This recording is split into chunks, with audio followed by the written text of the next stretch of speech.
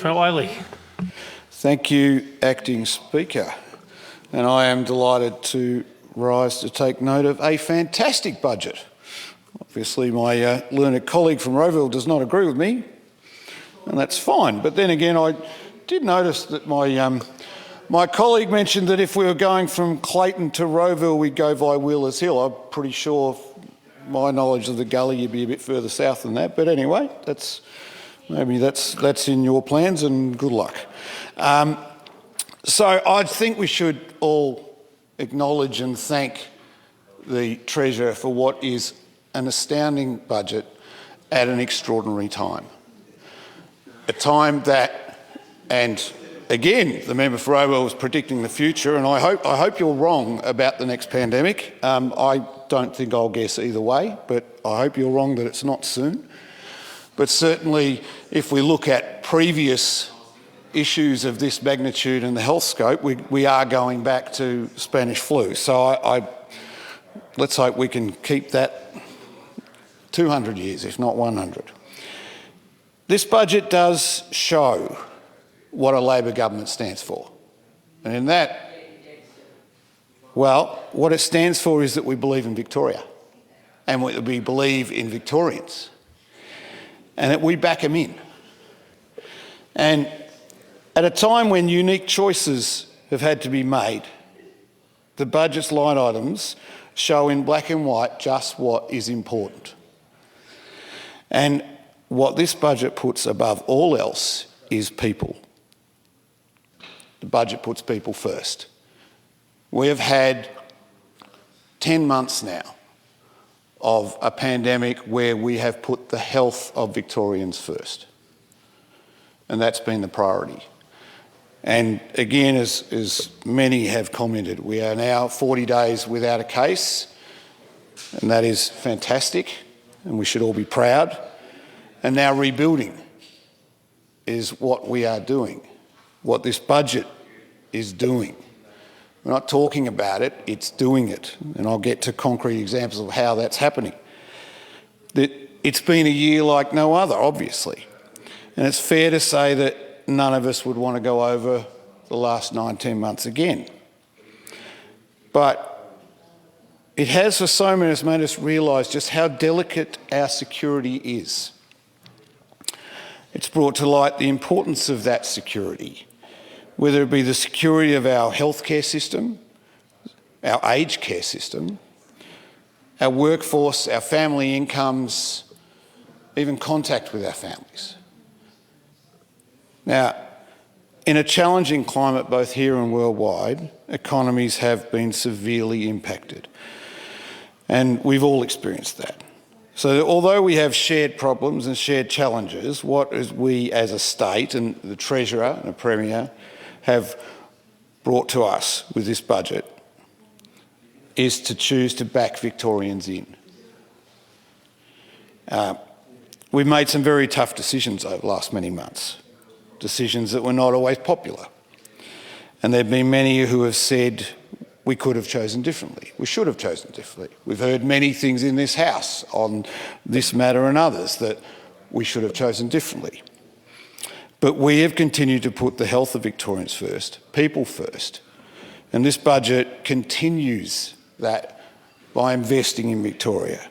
Now, from a business point of view, and government is not a business, government doesn't have the same accountabilities necessarily as a shareholder. But from a business point of view, I take my small business days, there was a saying that you would have to spend money to make money. You would have to invest in your business. You'd have to have confidence in your business in order to build your business, to make more profit, to continue that cycle. And for businesses who are able to do that and continually do that, life goes relatively well, short of things coming out of the blue that no one expects, like a pandemic. Now, business confidence in this state and this country and the whole world has obviously taken a hit. And so I am so proud to see as a state this budget basically follow the advice of the Reserve Bank, the World Bank, the IMF, countless number of economists to back us in, to invest. And yes, that means borrowing. But after 5 previous budgets of surpluses, we're in a good position to do that. And I think we've shown the people of Victoria that we're not only in a good position to do that, but we're in a very good position to get us back to where we were. And yes, it'll take some time. But with consistent effort and consistent work that this government has shown year on year on year, I have no doubts that we'll get there. So, for our area, and I've said many times that my priority as far as taking up this seat is in education. So this budget provides a significant package of support for our students, delivering the biggest ever investment to transform Victorian schools. Again, we're backing in Victorians. We're investing in our kids. And those kids in 10 years and 15 years, they'll be the ones that are looking after us.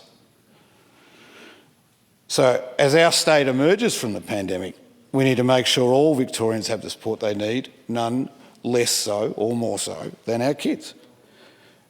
When it's our youngest learners getting the best start in life with 3-year-old kinder, or adult learners being able to get the skills they need for jobs in demand. Our early childhood, our primary schools, our secondary schools, our TAFE sector, our adult learning sectors. This is building Victorians. This is investing in Victorians, Victorian people, Victorian families, and it always comes down to people. We're not here as a government to invest in numbers on a page or a profit margin, or to be fair, we're not investing in a credit rating. It's got to be about the people. So, one of the schools in my area is a primary school, Sindel South Primary. And I had a chat with the principal there a number of years ago, actually it was before the 2018 election, and I talked to all of the schools in my area. And I said to Helen Freeman, the principal down there, I said, so, you know, what do we need to do? What do we need to work on for Sindel South?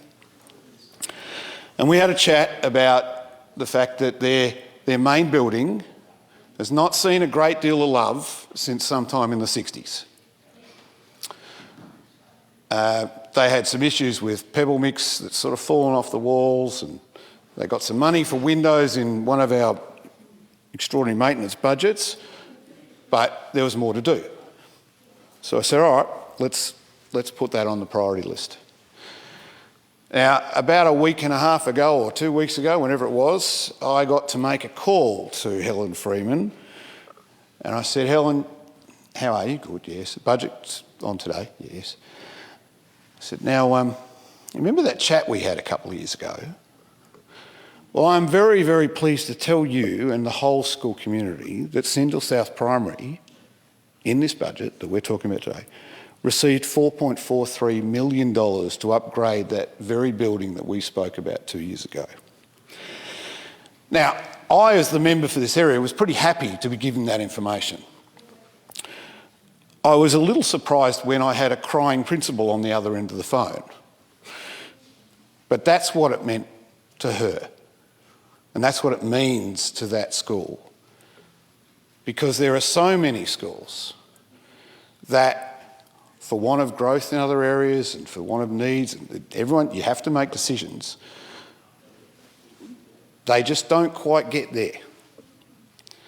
And this is one school that I was very, very happy to be able to tick off and say, we got there.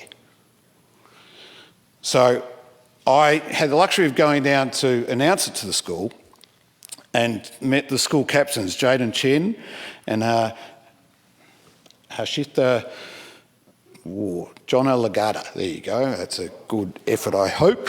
I apologise if I got that wrong. Fantastic kids, who I was talking about their year, and obviously it was a difficult year, but they were full of promise, they were full of hope and positivity. And I asked them, where are you going next year? Because they were grade 6. They said, oh, we're going to Mount Waverley Secondary School. And I said, you know what, that's very funny. Because also in this budget is, after the 795,000 that was in the previously announced for some planning early in the year, we have allocated $7.16 million to build a brand new STEAM centre at Mount Waverley Secondary College. So that's 2,000 kids almost from the Mount Waverley area will get, each year, will get to go through that school with a brand new science, tech, engineering, arts and maths. And I love the fact that arts is included. We talk about STEM, we talk about the future of technology jobs, and obviously I've got a technology background and I am all for that. But it's no coincidence when you look at arts, whether it be fine arts, whether it be music, whether it be dance, whether it be any other of the arts, that they round you off as a person.